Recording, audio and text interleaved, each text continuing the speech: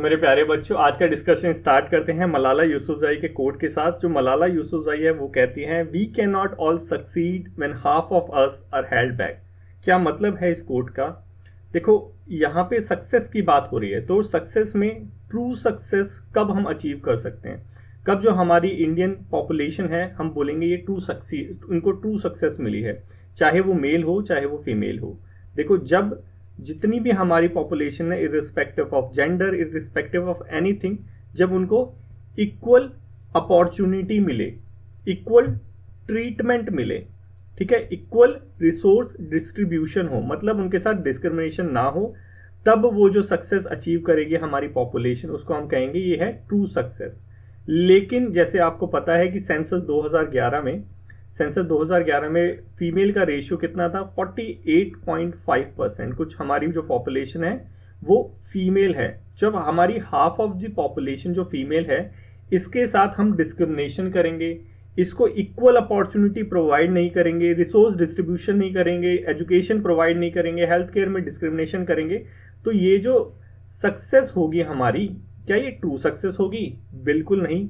तो यही जो कोट है मलाला यूसुफजई का, यहाँ जेंडर पैरिटी, जेंडर इक्वालिटी की तरफ इंडिकेशन करता है, उसको प्रमोट करता है। तो ये मतलब है इस कोट का। चलो अब अपना डिस्कशन स्टार्ट करते हैं, क्योंकि जो हमारा कोट होता है वो कहीं ना कहीं रिलेवेंट होता है हमारे डिस्कशन से, एडिटोरियल से।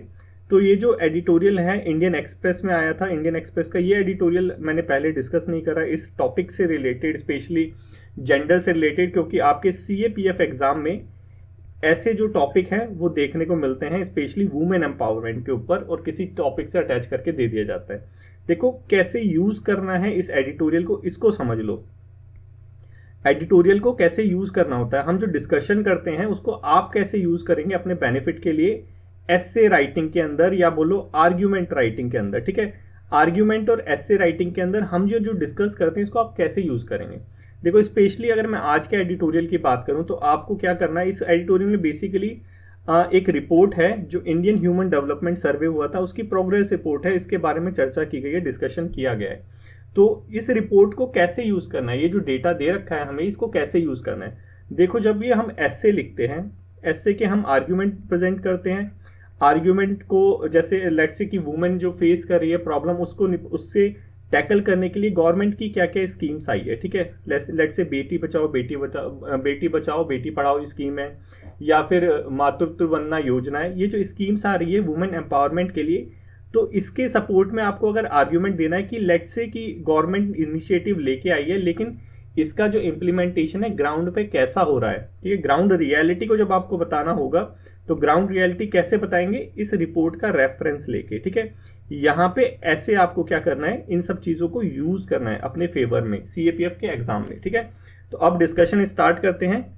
तो बेसिकली ये जो आज का एडिटोरियल है ये इस रिपोर्ट के इर्द गिर्द घूम रहा है। इस रिपोर्ट में डेटा दिया गया है कि वुमेन की कंडीशन इंडियन सोसाइटी में इम्प्रूव हुई है या डिग्रेड हुई है, उसके बारे में यहाँ पे डिस्कशन किया गया है।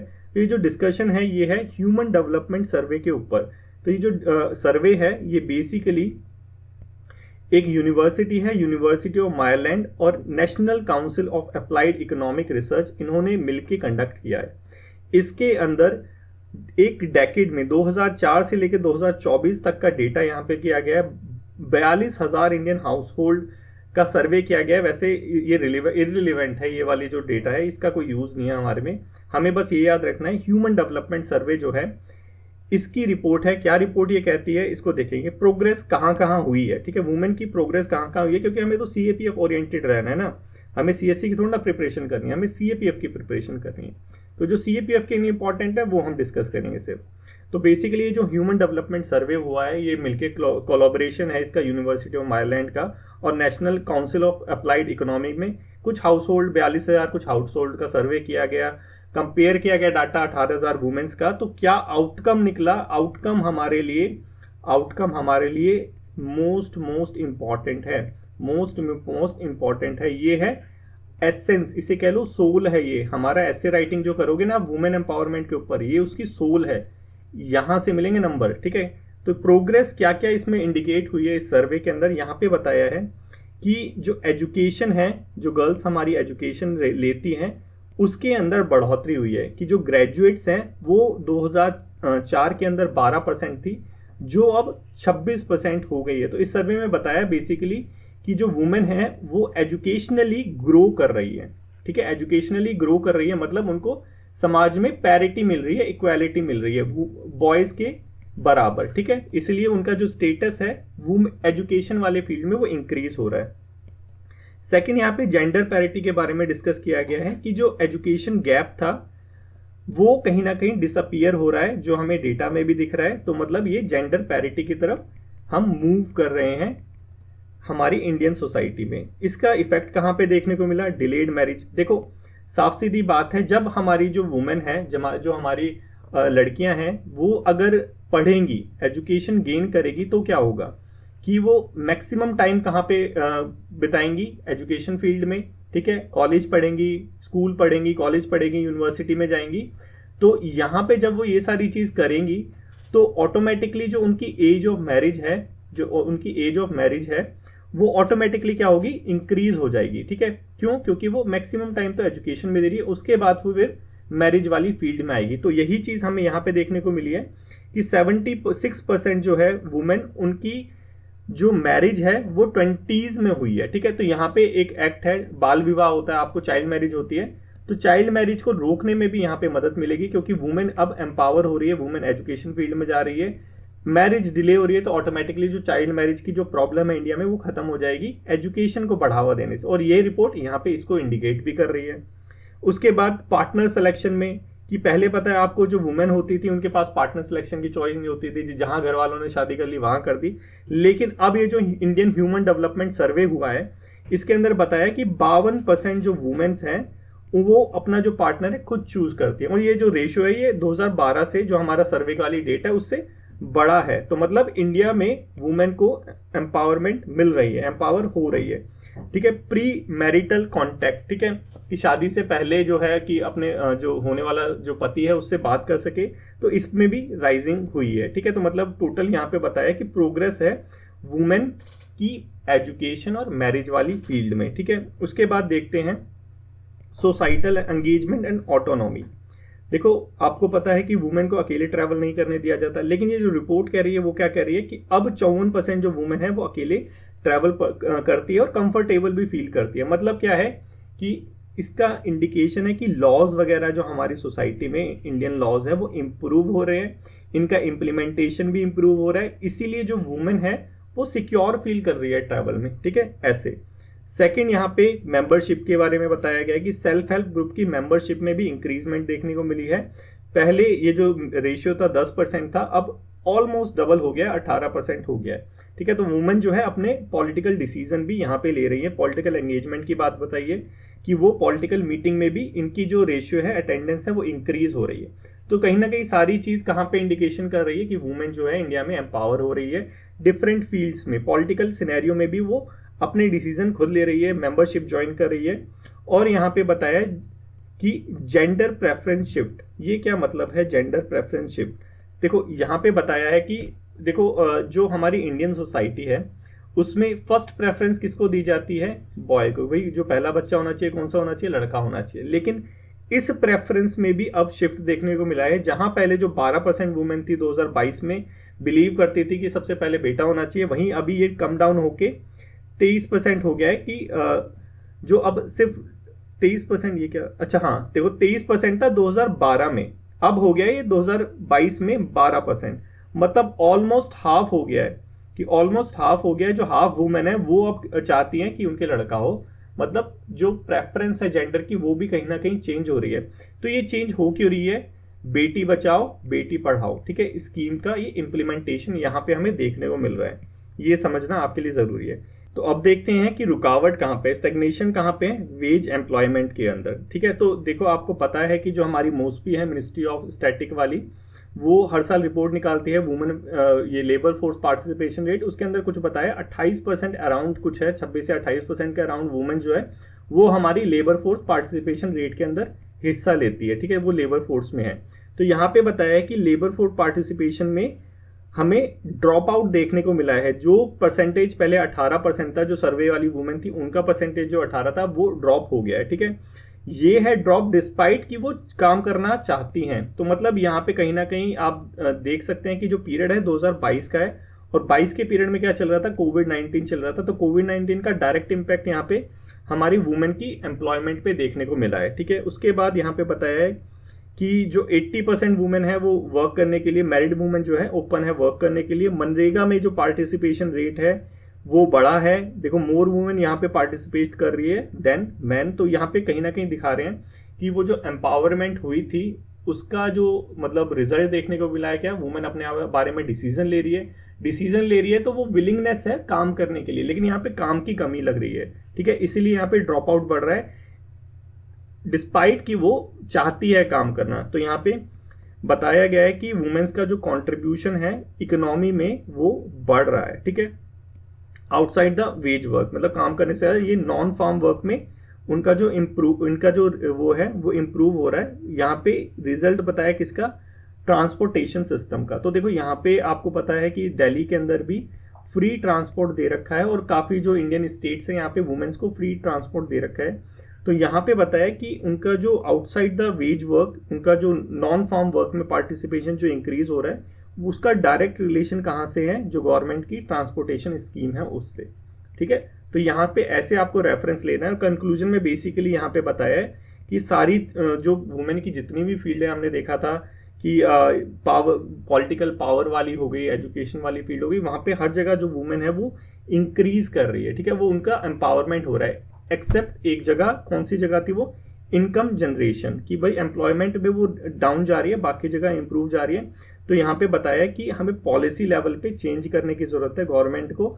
अब एम्प्लॉयमेंट पे, जैसे स्टार्टअप इंडिया हो गई, जितनी भी हमारी एम्प्लॉयमेंट स्कीम है उसमें जेंडर पैरिटी का कॉन्सेप्ट भी हमें इंक्लूड करना चाहिए, ताकि जो वुमेन को इस एरिया में भी एम्पावरमेंट मिले। ठीक है, तो आई होप आपको समझ आ गया होगा कि कैसे आपको इस डेटा को कंपेयर करना है, एनालाइज करना है, और अपने ऐसे राइटिंग के अंदर इंक्लूड करना है। ठीक है, अब आपके लिए एक प्रैक्टिस क्वेश्चन है, आप इस प्रैक्टिस क्वेश्चन को प्रैक्टिस करके देखना। देखो यहाँ पे ये जो मोटिव होता है आपको डेली प्रैक्टिस क्वेश्चन देने का, मोटिव क्या है कि आप अपनी एसे राइटिंग या आर्गुमेंट राइटिंग या रिपोर्ट राइटिंग चालू करो। ठीक है, देखो पेपर 2 बच्चे क्या करते हैं सीएपीएफ एग्जाम में, देखो ये एकदम ऑब्वियस है, ये नेचर है ह्यूमंस का। ठीक है, पेपर 2 में हमें सबसे ज्यादा एफर्ट लगता है, क्यों, क्योंकि हमें पेन चलाना पड़ता है। ठीक है, और ये जो पेन चलाने की हैबिट होती है ये हमारी छूट जाती है कहीं ना कहीं, कि हम पढ़ते रहते हैं, पॉलिटी पढ़ ली, इकोनॉमी पढ़ ली, ये पढ़ लिया, वो पढ़ लिया।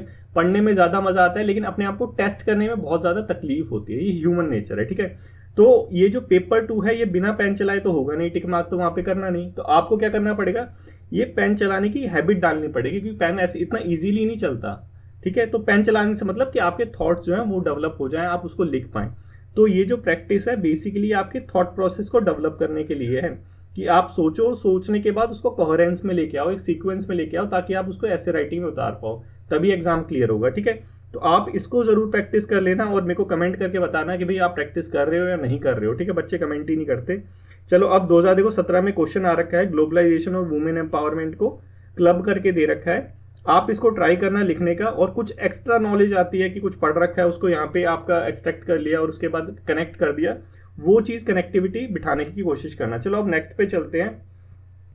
नेक्स्ट है हमारा इन्फ्लेशन से रिलेटेड, और ये बहुत ज्यादा इंपॉर्टेंट अपना आर्टिकल है, इकोनॉमी से रिलेटेड है। बच्चों को बहुत प्रॉब्लम आती है ऐसे वाले टॉपिक्स में, स्पेशली इकोनॉमी में समझ नहीं आता कि भाई क्यों ऊपर जा रही है, क्यों नीचे आ रही है, क्या सीक्वेंस है। तो इन्फ्लेशन के बारे में न्यूज में क्या है, न्यूज में बेसिकली है कि रिटेल इन्फ्लेशन जो है वो हाईएस्ट पहुंच चुकी है। कितनी है, 6.2% थी अक्टूबर में। रीजन क्या है, रीजन है फूड प्राइस। ठीक है, रीजन क्या है, रीजन है फूड प्राइस। क्योंकि जो रिटेल इन्फ्लेशन है, रिटेल इन्फ्लेशन को क्या कहते हैं बताओ, सीपीआई बोलते हैं, डब्ल्यूपीआई बोलते हैं। देखो सीपीआई बोलते हैं, क्यों, क्योंकि कंज्यूमर है, कंज्यूमर रिटेल लेता है ना, होलसेल थोड़ा ना लेता है। ठीक है, तो सीपीआई इन्फ्लेशन जो है वो राइज हो रही है, रीजन फूड प्राइसेस है। रूरल इन्फ्लेशन ज्यादा है, अर्बन इन्फ्लेशन कम है, बस इतना थोड़ा सा ये न्यूज में था। अब हम इसका फाउंडेशन जो है बेसिक समझने की कोशिश करेंगे। ठीक है, हमें क्या करना है, अपनी फाउंडेशन को स्ट्रॉन्ग करना है, ताकि कहीं से भी क्वेश्चन आए हम उसको आंसर कर पाए। और फाउंडेशन को स्ट्रॉन्ग करना मतलब ये नहीं रट्टाफिकेशन करना, समझना चीजों को, क्योंकि ये है यूपीएससी सीएपीएफ। ठीक है, ये कोई आपका एसएससी एग्जाम नहीं है कि आप जो है रट्टा करके कर लो, ये रट्टे से नहीं होगा, ये समझने से होगा। ठीक है, अब पहले थोड़ा समझ लो कि भाई इन्फ्लेशन की डेफिनेशन क्या होती है। प्राइस बढ़ रहा है उसे सिंपली क्या कहते हैं, इन्फ्लेशन। ठीक है, महंगाई बढ़ रही है, इन्फ्लेशन उसे कहते हैं। ठीक है, 10 रुपए की चीज अब 20 में आ रही है, इन्फ्लेशन कहते हैं। ठीक है, कॉज क्या है भाई, इन्फ्लेशन हो रही है तो हो रही है, हो क्यों रही है, हमने ऐसा क्या कर दिया कि इन्फ्लेशन हो रही है। देखो इन्फ्लेशन के रीजन होते हैं सिर्फ दो। कौन कौन से रीजन, देखो demand pull inflation, demand pull inflation और कॉस्ट पुश इन्फ्लेशन। अरे ये क्या चीज है, demand pull inflation, cost push inflation, ये तो सर समझ ही नहीं आ रहा है। देखो समझना बहुत इजी है समझना, देखो कैसे समझेंगे। Demand pull inflation, demand pull inflation, यहाँ पे क्या हो रहा है कि इन्फ्लेशन, महंगाई बढ़ क्यों रही है कि डिमांड बढ़ रही है, डिमांड बढ़ रही है। ठीक है, डिमांड क्यों बढ़ रही है कि लोगों पे पैसा बढ़ रहा है। ठीक है, लोगों पे पैसा क्यों बढ़ रहा है, लेट्स से लोगों पे पैसा बढ़ने का रीजन हो गया कि गवर्नमेंट ने कोई स्कीम वगैरह लेके आ गई, मनरेगा वगैरह लेके आ गई, या वो जो वेवर स्कीम होती है वो लेके आ गई, तो ऑटोमेटिकली पैसा आ गया, लॉटरी में पैसा जीत लिया, दिवाली का बोनस मिल गया। ठीक है, ईटीसी जो भी चीज हो गई है, अल्टीमेटली लोगों पे पैसा आ गया। ठीक है, कैसे ना कैसे करके अब लोगों पे जब पैसा आ गया तो अब पैसे को वो ऐसा तो नहीं है बेड के नीचे डाल के वो सो जाएंगे, खर्च करेंगे मार्केट में जाके। मार्केट में जब खर्च करेंगे तो वहां पे मार्केट में जो सामान है, सप्लाई जो है वो तो लिमिटेड है ना, तुम्हारे पैसे की तरह थोड़ी ना वो बढ़ रही है। अब जब सप्लाई जब लिमिटेड है और डिमांड तुम्हारी बढ़ रही है, इसकी वजह से जो महंगाई आएगी उसे हम क्या कहेंगे, वो किसकी वजह से आ रही है, डिमांड पुल इन्फ्लेशन। इसलिए जब भी इकोनॉमिक बूम होता है उस टाइम में ये वाली इन्फ्लेशन होती है। ठीक है, दिवाली टाइम में सामान महंगे हो जाते हैं। ठीक है, क्यों, क्योंकि डिमांड ज्यादा आ गई, पैसे ज्यादा आ गए, दिवाली का बोनस सबको मिल गया और मार्केट में प्रोडक्ट सेम का सेम है। ठीक है, इसलिए क्या होता है उस टाइम में थोड़ा सा महंगाई आती है, महंगा सामान मिलता है। ठीक है, अमेजोन के ऑफर की बात नहीं कर रहा मैं, वो अलग चीज है, मैं सिंपली बात कर रहा हूँ। ठीक है, तो ये हो गया हमारा डिमांड पुल इन्फ्लेशन, किसकी वजह से हुआ, लोगों पे पैसा आ गया इसलिए उनकी डिमांड बढ़ गई। लेट्स से कि एक एग्जांपल और ले लो, नहीं समझ आया तो, कि मार्केट में 5 कारें हैं। ठीक है, 5 कार है मार्केट में, और ये यहाँ पे 10 लोग हैं, 10 लोग हैं जिनमें से 3 के पास पैसा है, प्लेंटी ऑफ पैसा है कि ये कार यहाँ पे खरीद ले, लेकिन जो बाकी लोग हैं उन पे पैसा नहीं है। ठीक है, अब लेट से दिवाली आ गई, दिवाली का बोनस मिल गया सबको। ठीक है, एक आध की लॉटरी लग गई। ठीक है, सब पे पैसा आ गया, अब सब क्या करेंगे, गाड़ी खरीदने जाएंगे। अब गाड़ी है 5 और खरीदने वाले हैं 10, तो वो क्या करेगा, गाड़ी का ऑटोमेटिकली रेट बढ़ जाएगा। इसे क्या कहते हैं, इन्फ्लेशन को डिमांड पुल इन्फ्लेशन, डिमांड की वजह से वो बढ़ गया। दूसरा है कॉस्ट पुश इन्फ्लेशन। ये क्या चीज होती है,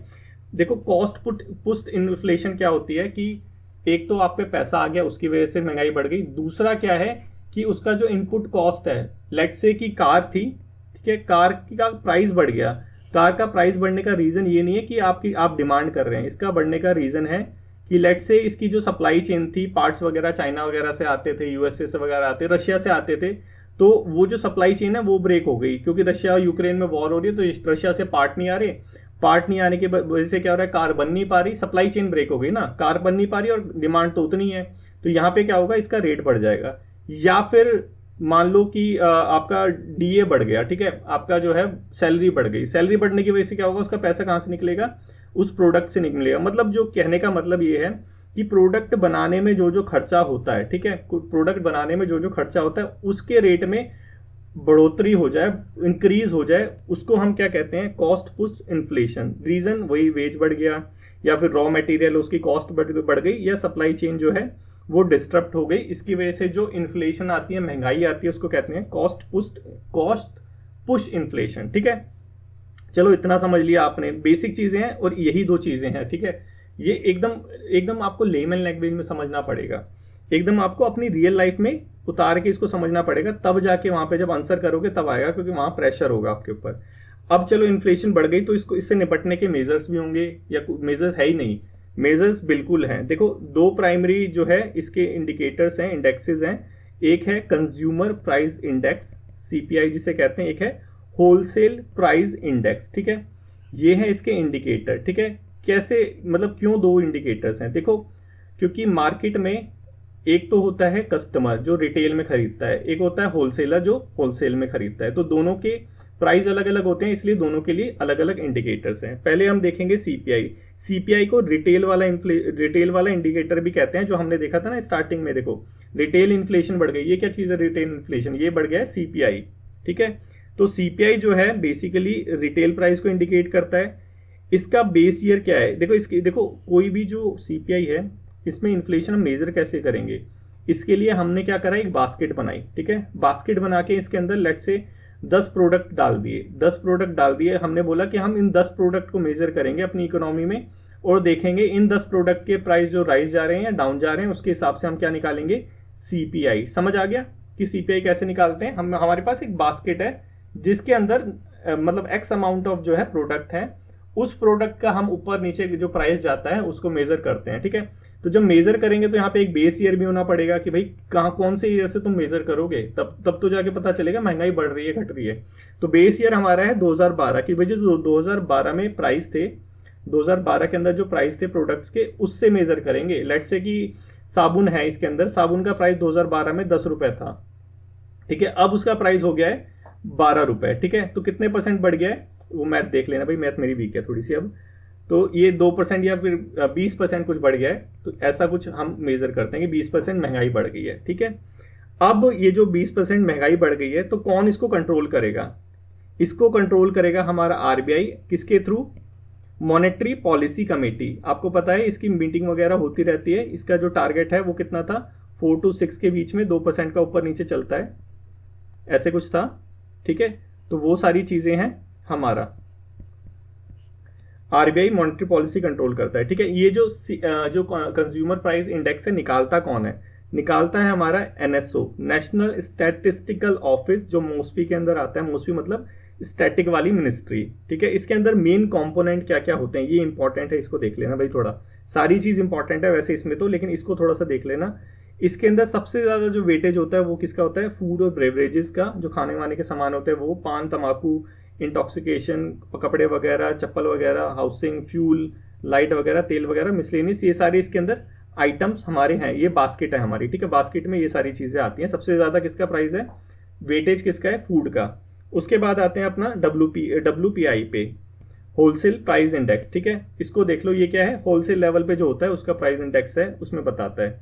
अब इसकी जो बास्केट है उसका बेस ईयर क्या है, उसका बेस ईयर हमारा 2011-12। इसका क्या था, इसका था 12, इसका है 2011-12, इसका थोड़ा याद रखना। और ये जो डब्ल्यूपीआई, देखो ये होलसेल वाला प्राइस है, तो देखो जो कंज्यूमर वाला होता है और जो होलसेल वाला होता है, किसकी बास्केट ज्यादा होगी, देखो होलसेल वाले की ज्यादा होगी, क्योंकि कुछ कुछ सामान ऐसा है जो B2B काम करता है, बिजनेस टू बिजनेस करता है, तो होलसेल वाले का ऑटोमेटिकली ज्यादा होगा, कंज्यूमर उसको खरीद नहीं रहा है, ठीक है। तो यहाँ पे इसकी बास्केट थोड़ी सी बड़ी होती है, इसने ज्यादा बास्केट ले रखी है, तो ब्रॉडर रेंज है किसकी, डब्ल्यूपीआई की। कौन निकालता है डब्ल्यूपीआई का, देखो सीपीआई का तो हमने देख लिया था, एनएसओ निकालता है, मोस्पी वाला। यहाँ पे निकालता है ऑफिस ऑफ इकोनॉमिक एडवाइजर, इसकी रिपोर्ट ने, इसका ये जो है इन्फ्लेशन इंडेक्स ये निकालता है। कौन सी मिनिस्ट्री में आता है, मिनिस्ट्री ऑफ कॉमर्स में आता है। उसके बाद क्योंकि ये जो होलसेल है वो तो कॉमर्स ही देखेगा ना। उसके बाद इसके अंदर क्या क्या इंक्लूड है, primary articles, fuel, power, manufactured product, ये सारे इसमें इंक्लूड है, ठीक है। तो ये टोटल हो गया हमारा किसका, इन्फ्लेशन का। इन्फ्लेशन हमने देखा होती क्या है, कौन निकालता है, क्या चीज है, ये सारी चीजें। कुछ कुछ टर्म्स हैं जो बच्चों को बहुत कंफ्यूज करते हैं, इनको बहुत क्विकली देख लेते हैं, बहुत ही लेमन लैंग्वेज में। देखो इन्फ्लेशन हमने देख लिया था, महंगाई होती है। इन्फ्लेशन में एक होता है क्रीपिंग इन्फ्लेशन, क्रीपिंग होता है रेंग रेंग के चलने वाली, मतलब जो 1%, 2% बढ़ गई, 3% बढ़ गई, ये क्या है, क्रीपिंग इन्फ्लेशन। गैलोपिंग होता है गला काटने वाली इन्फ्लेशन, एकदम मतलब 100% ही बढ़ गई, ठीक है, तो ये क्या है, गैलोपिंग इन्फ्लेशन। हाइफन इन्फ्लेशन मतलब हद ही पार कर दी, जैसे जर्मनी में आया था। जर्मनी में आपको पता होगा वर्ल्ड वॉर 2 के टाइम लोग जो थे, जो बच्चे थे वहां के, वो गड्डियों को मतलब उसको ब्रिक ब्रॉक की तरह यूज करते थे, जो नोटों की गड्डियां होती है ना, रोड पे रख रख के ऐसे उससे घर बनाते थे। तो ये क्या, हाइपर इन्फ्लेशन का एग्जांपल कि मिलियंस में बढ़ गई। अब इसके बाद 2 टर्म और है, कोर इन्फ्लेशन और हेडलाइन इन्फ्लेशन। ये क्या चीज होती है, देखो हमने सीपीआई देखा था, consumer price index. Consumer price index में अगर तुम उसमें से 2 आइटम निकाल दो, ठीक है, 2 आइटम कौन कौन से, उसमें से फूड निकाल दो, उसमें से एनर्जी निकाल दो, ठीक है, तो वो क्या हो जाएगी, कोर इन्फ्लेशन हो जाएगी। इन दोनों को मिला दो तो वो क्या हो जाएगी, हेडलाइन इन्फ्लेशन हो जाएगी। समझ आ गया। अब इसके बाद होता है स्टैगफ्लेशन। स्टैगफ्लेशन क्या होता है, देखो अनएम्प्लॉयमेंट आ गई, इकोनॉमी हमारी स्टक है, ठीक है, उस टाइम में जो इन्फ्लेशन होगी उसे हम क्या कहेंगे, स्टैगफ्लेशन। उसके बाद डीफ्लेशन क्या होता है, डीफ्लेशन होता है रिवर्स ऑफ इन्फ्लेशन, मतलब कि महंगाई बढ़ने को क्या कहते हैं, इन्फ्लेशन, महंगाई घटने को क्या कहेंगे, डीफ्लेशन, ठीक है। ये हो गया। डिप्रेशन के बाद आती है ये सारी चीज, जल्दी जल्दी देख लो थोड़ा। डिसइन्फ्लेशन, देखो यहाँ पे 2 टर्म है, ये देखो 2 टर्म हमने देखी, डिसइन्फ्लेशन और डीफ्लेशन। ये क्या चीज होता है, देखो इसको थोड़ा सा ध्यान से देख लेना क्योंकि ये कंफ्यूजिंग है। जो चीज़ कंफ्यूजिंग होती है उसको थोड़ा समझना चाहिए। देखो इन्फ्लेशन है कि महंगाई बढ़ रही है, ठीक है, महंगाई बढ़ रही है। लेट्स से कि 2% थी महंगाई, अब हो गई है 6%, ठीक है, अब हो गई है 8%, ठीक है। ये क्या हो रहा है, ये महंगाई बढ़ रही है, ये क्या है, इन्फ्लेशन, ये क्या है, इन्फ्लेशन। अब लेट्स से कि 8% से महंगाई जो है थोड़ी सी डाउन जा रही है, 8 से 6 पे आ गई, 6 से 4 पे आ गई, ठीक है। ये क्या चीज हो रही है, ये हो रही है डिसइन्फ्लेशन। डिसइन्फ्लेशन कि भाई महंगाई तो अभी भी है लेकिन महंगाई पहले से कम है, ये डिसइन्फ्लेशन है, ठीक है। अब लो 0% से ज्यादा जा रहे, माने -1%, कि जो सामान है वो दुकानदार ने खरीदा 100 रुपए का, उसकी खुद की खरीद है 100 रुपए की, वो 80 रुपए का बेच रहा है, ठीक है, वो 60 रुपए का बेच रहा है, मतलब 40 रुपए का खुद का नुकसान करके बेच रहा है। तो इसे हम क्या कहेंगे, इसे हम कहेंगे डीफ्लेशन, डीफ्लेशन, ठीक है, इसे क्या कहेंगे, डीफ्लेशन। समझ आ गया इन्फ्लेशन, डिसइन्फ्लेशन और डीफ्लेशन में फर्क क्या होता है। इसके बाद देख लो, अब थोड़ा सा मेरे को एक कमेंट करके बताओ ये अच्छा होता है बुरा होता है। तुम तो बोलोगे सर तो सामान तो बहुत सस्ते में मिल रहा है, अच्छा ही होता है। देखो एम्प्लॉयमेंट कहाँ से आएगी इससे, जब दुकानदार है उसकी जेब से पैसे जाएंगे तो वो रोजगार कहाँ से प्रोवाइड कराएगा, कंपनी तो बंद हो जाएगी। तो ये अच्छा नहीं होता, ये डिफ्लेशन हमारे लिए तो अच्छा होता है लेकिन वैसे अच्छा नहीं होता इकोनॉमी के लिए।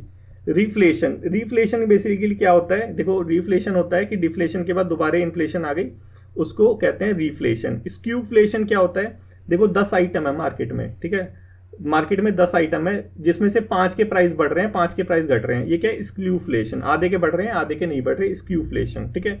ग्रीडफ्लेशन क्या होता है, ग्रीडफ्लेशन बेसिकली क्या होता है, कॉर्पोरेट में जो इन्फ्लेशन आती है उसे कहते हैं उनकी लालच की वजह से ग्रीडफ्लेशन, कॉर्पोरेट में आती है, ये कीवर्ड है ध्यान रखना, कॉर्पोरेट। श्रिंकफ्लेशन क्या होता है, देखो श्रिंकफ्लेशन क्या होता है कि देखो अब तुम बोलोगे कि सर कि मैं तो जब बच्चा था तब भी 10 रुपए की कोक की बोतल पीता था और अब हूँ अभी भी 10 की कोक की जो है बोतल पीता हूँ। तो आप बोल रहे हो सर इन्फ्लेशन आ रही है तो हमारे पे तो फर्क ही नहीं पड़ रहा, वो तो 10 की तब भी थी, वो तो 10 की अब भी थी। देखो 10-10 की थी लेकिन वो पहले जो तुम पीते थे वो थी 100 ml की, अब पीते हो 50 ml की। तो ये क्या चीज़ है, ये है श्रिंकफ्लेशन की सामान घट रहा है, प्राइस सेम है लेकिन सामान घट रहा है, ठीक है, इसे कहते हैं श्रिंकफ्लेशन। जो हमारी इकोनॉमी में जो हमारे जो बड़े बड़े बिजनेसमैन होते हैं जो फॉलो करते हैं उसको कहते हैं श्रिंकफ्लेशन, क्योंकि वो कस्टमर को बर्डन नहीं बर्डन पढ़ने नहीं देना चाहते डायरेक्टली, इनडायरेक्टली तो पढ़ ही रहा है लेकिन डायरेक्टली नहीं पढ़ना देने चाहते, तो इसलिए इसे क्या कहते हैं, श्रिंकफ्लेशन। आई होप सब समझ आ गया। चलो अब नेक्स्ट पे चलते हैं। देखो 2024 के अंदर क्वेश्चन आ रखा है, कमेंट बॉक्स में कमेंट करके बताओ कि इसका आंसर क्या है। बहुत ही ईजी है, अभी हमने डिस्कस भी कर लिया है।